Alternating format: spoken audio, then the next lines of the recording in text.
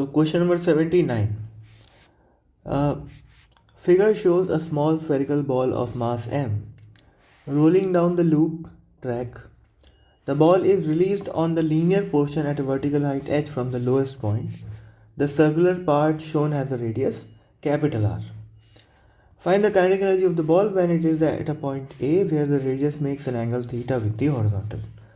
तो क्या बोल रहा है यहाँ पर, एक पार्टिकल को रिलीज़ किया गया है जिसका मास m है, जो कि एक स्फेरिकल बॉल है.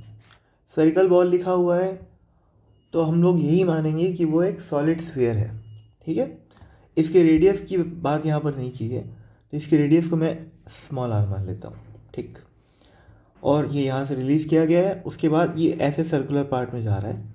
इस सर्कुलर पार्ट का रेडियस आर दे रखा है और यहाँ पर एक पॉइंट ओ है. जब ये बॉल इस पॉइंट ए पे पहुँच जाएगी तब उसकी काइनेटिक एनर्जी क्या होगी, ये क्वेश्चन है. ठीक, और एक बात और यहाँ पर देखो भाई, rolling down the loop track लिखा हुआ है. रोल करते हुए जा रही है, स्लिप करते हुए नहीं जा रही. ठीक है, रोल करते हुए जा रही तो एनर्जी क्या रहेगी, कंजर्व रहेगी. ठीक, तो सबसे पहले पार्ट ए में मैं क्या कर सकता हूँ कि इसको पॉइंट पी मान लेता हूँ और ये पॉइंट ए दिया हुआ है. ठीक, तो पॉइंट पी पे जो भी मैकेनिकल एनर्जी होगी, mechanical energy at point P would be equal to mechanical energy at point ए.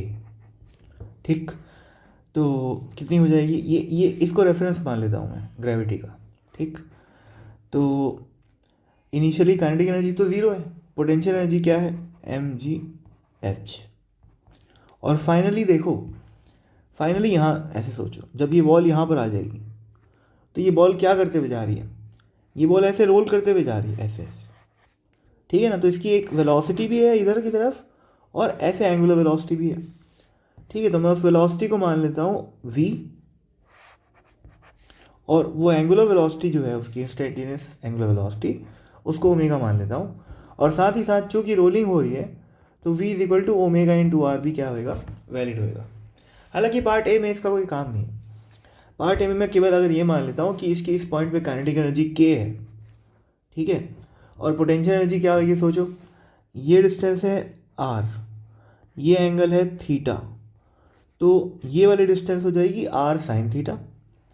ये डिस्टेंस क्या है, ये r है, तो यहाँ से लेकर यहाँ तक की कुल हाइट क्या हो गई, r plus R sine theta. ठीक, तो r plus R sine theta, तो क्या बन जाएगा यहाँ पर M G H is equal to, finally potential energy is M G into R plus R sine theta, और काइनेटिक एनर्जी को मैं के मान लेता हूँ. ठीक है, तो इस के की वैल्यू क्या आ गई, K will be equal to this term minus this term. ठीक, तो ये क्या आ जाएगा सॉल्व करने पे, एम जी कॉमन आ जाएगा और H minus R sine theta. तो final kinetic energy point A पे ये होगी. तो ये हो गया पार्ट ए का आंसर. ये जो वी और ओमेगा में माना उसका कोई काम नहीं है, वो अगले क्वेश्चन में काम आने वाला है. अब पार्ट बी देखो, find the radial and tangential accelerations of the centre when the ball is at A. तो सोचो भाई, पॉइंट ए पे जब बॉल है तो वेलोसिटी है उसकी ऐसे, और वो क्या कर रहा है, सर्कुलर मोशन में जा रहा है. सर्कुलर मोशन में अपने को पता है कि रेडियल एक्सेलरेशन होता है और टेंजेंशियल एक्सेलरेशन होता है. रेडियल एक्सेलरेशन होता है टुवर्ड सेंटर, जिसकी वैल्यू होती है वी स्क्वायर बाय आर. ठीक है, तो अगर मैं ये वी निकाल लूँ, वी अभी अननोन है ध्यान रखिए, तो वी स्क्वायर बाय आर करके मैं क्या कर सकता हूँ, रेडियल एक्सेलरेशन निकाल सकता हूँ. और जहाँ तक रही बात टेंजेंशियल एक्सेलरेशन की, तो सोचो भाई टेंजेंशियल एक्सेलरेशन क्या होएगा, ये बॉल ऐसे रोल करते हुए ऊपर जा रही है, ऊपर जाएगी तो पोटेंशियल एनर्जी बढ़ते जाएगी, काइनेटिक एनर्जी घटते जाएगी. इसका मतलब ये स्पीड इसकी घटते जाएगी. इस स्पीड का घटने का मतलब इसका जो टेंजेंशियल एक्सेलरेशन होगा वो स्पीड के अपोजिट डायरेक्शन में होगा, यानी कि इस डायरेक्शन में होगा. ठीक, तो इस डायरेक्शन में जो भी फोर्स लग रहा होगा वही टेंजेंशियल एक्सेलरेशन के लिए रिस्पॉन्सिबल है. ठीक, क्या क्या लग रहा है भाई, सबसे पहले तो एक तो एम जी का कंपोनेंट होगा, ये एम जी यहाँ पर ऐसे लग रहा है, उसका अपने को कौन सा कंपोनेंट निकालना है, ये वाला टेंजेंशियल कंपोनेंट. ठीक है, अब ये एंगल देखो, ये एंगल थीटा है, तो ये 90 माइनस थीटा हुआ, तो ये क्या हुआ थीटा। तो अगर ये एम जी है तो ये क्या हो जाएगा एम जी कॉस थीटा। ठीक, तो एम जी कॉस थीटा। अब वो एम जी जो साइन थीटा है वो इधर लग रहा है ना,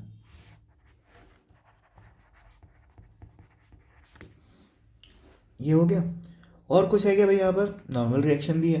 नॉर्मल रिएक्शन भी कहाँ लगेगा, ऐसे लगेगा टूवर्ड्स द सेंटर।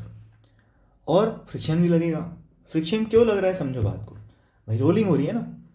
और अच्छा एक चीज़ और, रोलिंग हो रही है तो वेलोसिटी कम हो रही है, बिल्कुल सही बात है, पर एंगुलर वेलोसिटी भी तो कम हो रही है। वेलोसिटी को तो फोर्स कम कर देगा, पर एंगुलर वेलोसिटी को कौन कम करेगा, टॉर्क। तो टॉर्क भी लगना जरूरी है।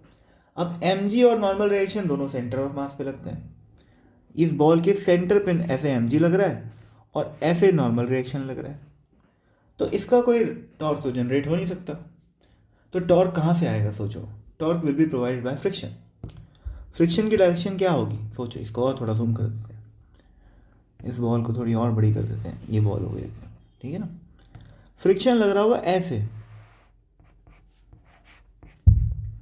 क्योंकि यही फ्रिक्शन कैसे प्रोवाइड करेगा, ये रेडियस वेक्टर हो गया ना सेंटर से, तो इस फ्रिक्शन का टॉर्क ऐसे आएगा जो कि इस एंगुलर वेलोसिटी को अपोज करेगा। तभी क्या हो सकता है, ये एंगुलर वेलोसिटी कम हो सकती है, अदरवाइज नहीं हो सकती। भाई फ्रिक्शन या तो अप द इंक्लाइन लगेगा, सॉरी अप द इंक्लाइन नहीं, या तो ऐसे लगेगा या तो ऐसे लगेगा। अगर ऐसे लगेगा तो उसका टॉर्क तो ओमेगा को सपोर्ट कर रहा है, तो सवाल ही नहीं है ऐसे लगने का। तो ऐसे ही लग सकता है ताकि ये फ्रिक्शन का टॉर्क ओमेगा को अपोज करे। इसका मतलब साफ हो गया कि फ्रिक्शन ऊपर लग रहा है। तो टेंजेंशियल डायरेक्शन में दो फोर्स लग रहे हैं, एक तो हो गया अपना एम जी कॉस थीटा और दूसरा हो गया फ्रिक्शन, दोनों एक दूसरे को अपोज कर रहे हैं। तो मैं क्या बोल सकता हूँ भाई कि टेंजेंशियल डायरेक्शन में A T will be equal to, tangential acceleration would be equal to what, M G cos theta minus friction. ये हो गया net force, divided by mass करोगे तो टेंजेंशियल एक्सेलरेशन आ जाएगा। ठीक, तो M G cos theta minus F is equal to M into A आ गया। अब टेंजेंशियल एक्सेलरेशन को सिंपली मैं मान लेता हूँ ए, वैसे तो ए टी बोलते हैं उसको, पर सिंपली ए मान लो, है ना ये। और यहाँ से अपन टी को हटा देते हैं, सिंपली ए। ठीक, और क्या लग रहा है भाई, और हमें क्या पता है कि ए की वैल्यू किसके बराबर है, आर इंटू एल्फा के बराबर है, क्योंकि रोलिंग तो कंटिन्यूड है ही। और यहाँ पर आर कौन सा आएगा, आर ऑफ द स्फीयर आएगा, ध्यान रखिए, तो स्मॉल आर आएगा, रेडियस ऑफ द सर्कल नहीं आएगा। ट्रैक का रेडियस अलग है, स्फीयर का रेडियस अलग है। अगली इक्वेशन टॉर्क की, टाउ इज इक्वल टू क्या है, आई इंटू एल्फा। तो टॉर्क कौन प्रोवाइड कर रहा है, फ्रिक्शन प्रोवाइड कर रहा है, तो एफ डॉट आर नहीं, एफ इंटू आर, ये फ्रिक्शन, ये हो गया टॉर्क, जो कि कैसे लग रहा है, ऐसे लग रहा है, and that would be equal to I into alpha. I कितना हो जाएगा सॉलिड स्फीयर का, 2/5 M R square into alpha. Alpha की वैल्यू क्या है, ए बाय आर। यहाँ से इस इक्वेशन से मैं क्या बोल सकता हूँ, alpha is equal to A by R. तो देखो भाई, ये आर गया, ये आर, ये वाला आर गया, तो एफ की वैल्यू क्या आ जा रही है, एफ की वैल्यू आ गई 2/5 एम ए। अब इसको यहाँ पर रख दो, तो क्या बन जाएगा, M A is equal to M G cos theta minus 2/5 times of M A, यानी कि 7/5 M A is equal to M G cos theta. M से एम गया तो ए की वैल्यू क्या आ गई, 5/7 जी कॉस थीटा। ये आया है टेंजेंशियल एक्सेलरेशन। पर हमें दो चीज़ पूछा हुआ है, टेंजेंशियल एक्सेलरेशन भी पूछा हुआ है और रेडियल एक्सेलरेशन भी। और मैं थोड़ी देर पहले बात किया था कि रेडियल एक्सेलरेशन निकालने के लिए हमको वी निकालना पड़ेगा, वेलोसिटी। तो कैसे निकालेंगे, बिल्कुल पॉसिबल है। देखो भाई, यहाँ पर काइनेटिक एनर्जी की इक्वेशन हमको पता है, और kinetic energy is composed of two energies, first is rotational kinetic energy and second is translational kinetic energy. ठीक है, तो कुल काइनेटिक एनर्जी क्या है, वो तो भाई M G into H minus R sine theta है, और वो किसके बराबर है, half M V square plus half I omega square. ठीक है, तो ये क्या हो गया, M G into H minus R minus R sine theta is equal to half M V square plus half I की वैल्यू क्या है 2/5 mr²। और ओमेगा क्या है, ओमेगा की वैल्यू क्या है, ये लिखा हुआ है कहीं पर, ये ओमेगा और वी के बीच में रिलेशन है क्योंकि रोलिंग तो चली, तो omega is equal to V by R. तो यहाँ पर ओमेगा का स्क्वायर हो जाएगा वी स्क्वायर बाय आर का स्क्वायर, ये आर स्क्वायर गया, ये एम एम एम गया, ये 2 और 2 गया। अब देखो ये 1/2 है वी स्क्वायर और ये 1/5 है वी स्क्वायर, तो ये हो गया 7/10 V square is equal to G into H minus R sine theta. तो इससे वी स्क्वायर की वैल्यू क्या आ गई 10g/7 H minus R sine theta. ये वी स्क्वायर आया है, हमें क्या निकालना है, हमें निकालना है वी स्क्वायर बाय आर। तो यहाँ आर और आर डिवाइड कर दो, वी स्क्वायर बाय आर क्या होता है, रेडियल एक्सेलरेशन होता है। आगे answer, this is the value of radial acceleration at point ए। तो इस तरीके से अपना पार्ट ए भी खत्म हो गया, पार्ट बी भी खत्म हो गया। अब पार्ट सी में क्या लिखा हुआ है देखो, find the normal force and the frictional force acting on the ball if H is equal to 60 centimetre. कुछ डेटा दे रखा है कि आज अगर एच दिया हो, आर दिया हो, थीटा दिया हो और मास दिया हो, तो नॉर्मल फोर्स और फ्रिक्शन फोर्स क्या है। तो भाई नॉर्मल फोर्स और एम जी साइन थीटा, यहाँ पर देखो नॉर्मल फोर्स और एम जी साइन थीटा दोनों कहाँ लग रहा है, टुवर्ड सेंटर लग रहा है। तो normal force plus M G sine theta is the net centripetal force.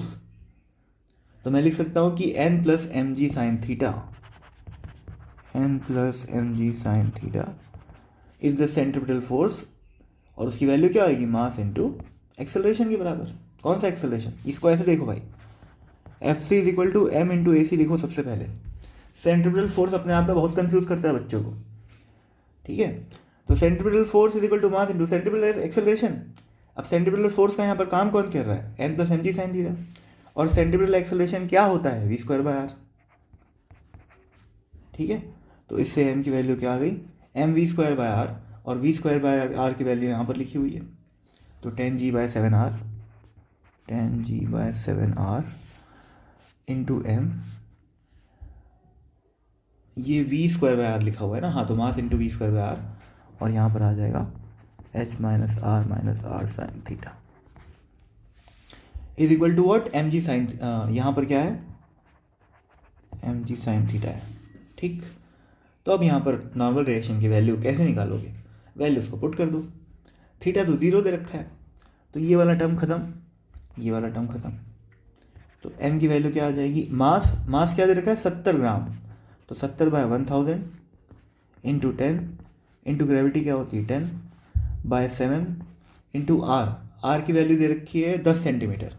ये 10 सेंटीमीटर मतलब कितना हो गया 0.1, तो 0.1 इंटू यहाँ पर एच क्या आ जाएगा, हाइट दे रखी है 60 सेंटीमीटर, तो साइड मतलब 60 मतलब हो गया 0.6 माइनस 0.1 कितना आ रहा है देखो भैया, ये 1 2 1 2 1 1 खत्म, ये 7 और 7 गया, 0.6 माइनस 0.1 इज 0.5, 0.5/0.1 इज 5। तो 5 न्यूटन का नॉर्मल फोर्स आ रहा है किस पॉइंट पे, जिस पॉइंट पे थीटा इज इक्वल टू 0 है, और वो पॉइंट ए नहीं है, वो पॉइंट कौन सा है, मतलब ए तो एक कोई जनरल पॉइंट है ना भाई, जहाँ पर एंगल थीटा है, पर अगर थीटा 0 हो जाए तो वो ए पॉइंट यहाँ पर हो जाएगा ना। तो इस पॉइंट पे नॉर्मल रिएक्शन की वैल्यू आनी चाहिए 5 न्यूटन, ठीक। ये तो नॉर्मल आ गया। अब फ्रिक्शन भी पूछा हुआ है, frictional force acting on the ball.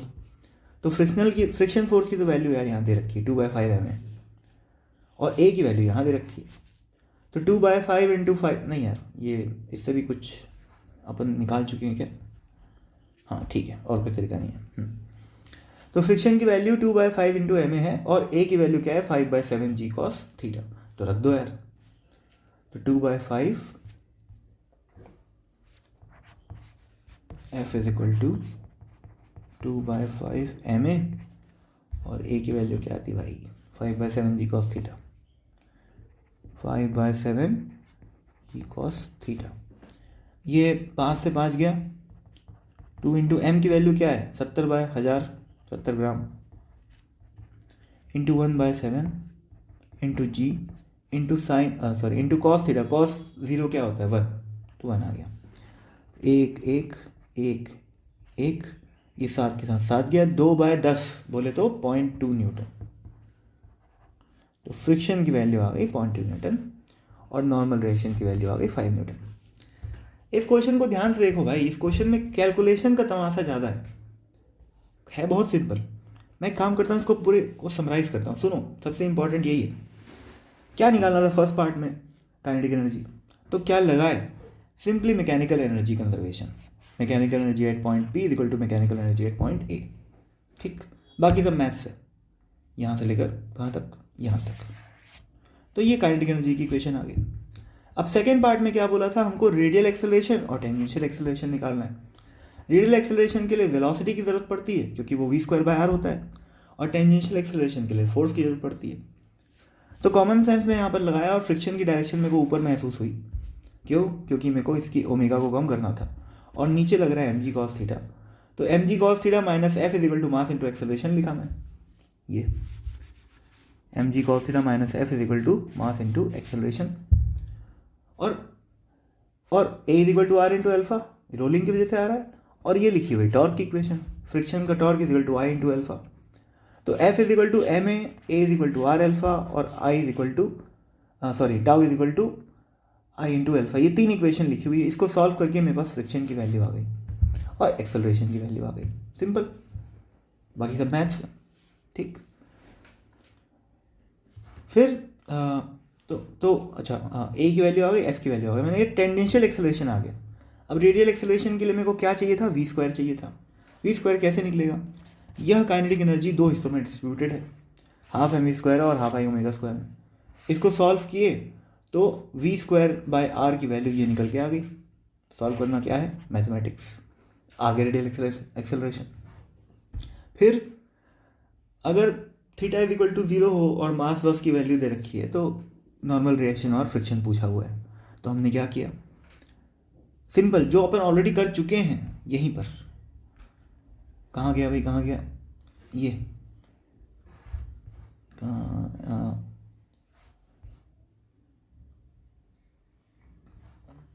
क्या किए थे भाई अपन लोग,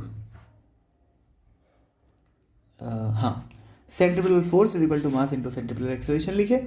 और अपने को पता है कि normal reaction plus mg sin theta, sorry ये अपन नया किए थे यहाँ पर।